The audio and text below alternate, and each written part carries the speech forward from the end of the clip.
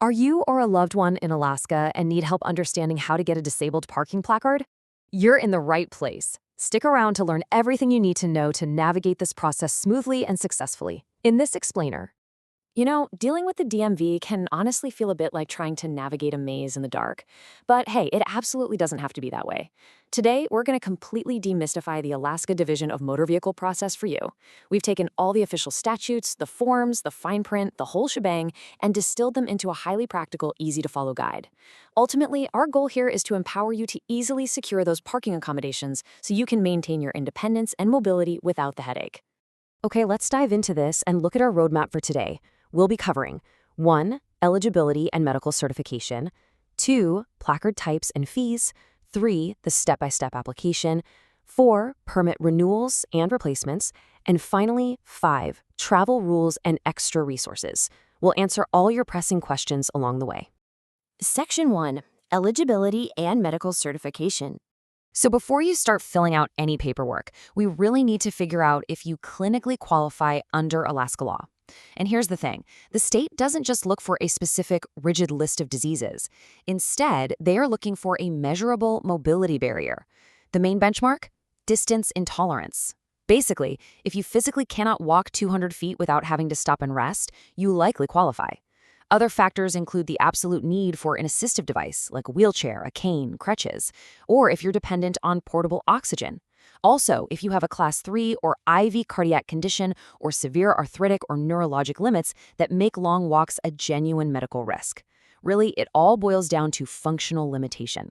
Now, you might be thinking, oh great, I have to wait 3 months to see my primary care doctor just to get this Form 86-1 signed. Well, actually, scratch that.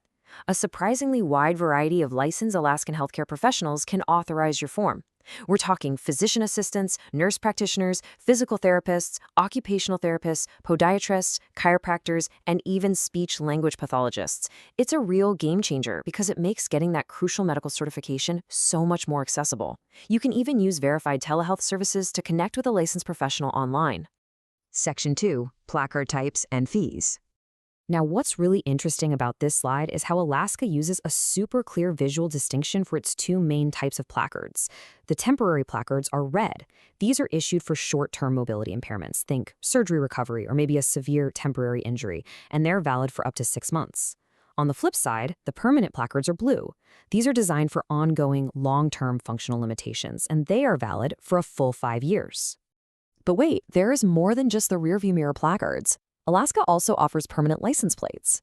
Standard disability plates are an option if you are the registered owner of the vehicle and have a permanent disability.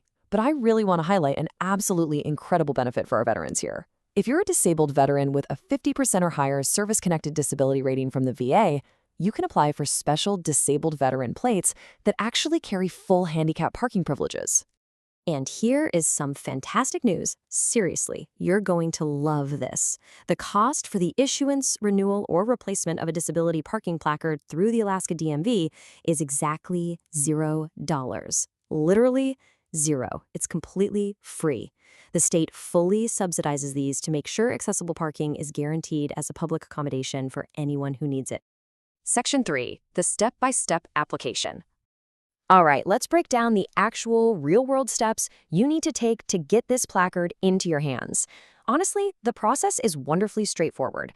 Step 1, just download Form 861. That's the application for special disability parking permit right from the Alaska DMV website. Step 2, fill out your personal info in Part 1, and then have your authorized Alaskan medical provider complete Part 2. And Step 3 is submission. You can mail it in, drop it off in person at any DMV, or, and this is wildly convenient, you can just email the completed PDF directly to doa.dmv.webmaster@alaska.gov. Easy, right? So the crucial point is right here, and this is a massive pitfall that catches so many people off guard. Let's say you travel down to Seattle to see a specialist for a permanent condition, and they sign your Form 861. Well, because they are an out-of-state doctor, Alaska law actually restricts the DMV to only issuing you a 6-month temporary permit. And that's regardless of your actual condition. So for sure, always try to use a licensed Alaskan medical professional to ensure you get that full 5-year permanent placard if you qualify. Section 4. Permit renewals and replacements. Once you officially have your placard, you definitely need to know how to maintain it. And there are completely different processes for renewing temporary versus permanent placards, so you don't want to accidentally let your access lapse. For those blue permanent placards, you just renew them online every 5 years within 90 days of the expiration date.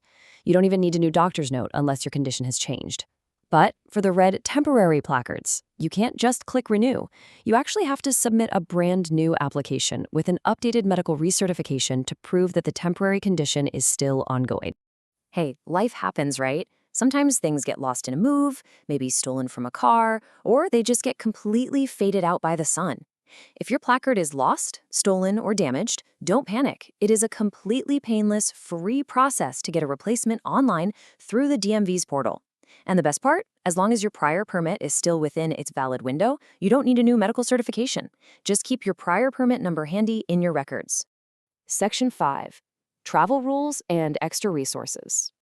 Let's move to and see how this builds into your daily routine. Understanding the rules of the road is vital, whether you're just running errands in Anchorage or taking a huge road trip to the lower 48. First off, the placard must hang from your rear view mirror when you're parked, but you absolutely have to remove it before driving. It's illegal to drive with it hanging because it obstructs your vision. Next, remember that the permit is only valid when the disabled individual is actively entering or exiting the vehicle. If you're just running into the store for a family member who stayed home, you can't legally use the space. Also, never, ever park in those cross-hatched areas next to the spaces. Those are strictly for wheelchair lifts.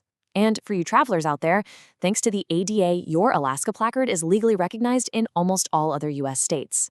And this brilliantly illustrates just how strictly these spaces are enforced. Straight from the Anchorage Municipal Code, we see that the penalties for abusing a disabled parking space are steep, which makes sense. They need to protect them for folks who truly need them. If you park without a valid placard or use someone else's when they aren't with you, a first violation will run you $250. A second is $350, and a third or any subsequent violation carries a massive $500 fine. No joke. Ultimately, having a disabled parking placard is a vital tool. It helps maintain your independence, it gives you better access to your community, and it really eases the daily physical burden of a mobility limitation. If you qualify, don't wait. Go ahead and download Form 861 and start the process today. Please note, disclaimer, the information provided in this video is for educational purposes only and may change over time. Always refer to the latest guidelines from official state sources for the most accurate and updated information. So, as we wrap up this explainer, I want to leave you with a thought. How much more accessible could our communities be if everyone truly understood and respected these simple accommodations? Thanks so much for joining us, and travel safely.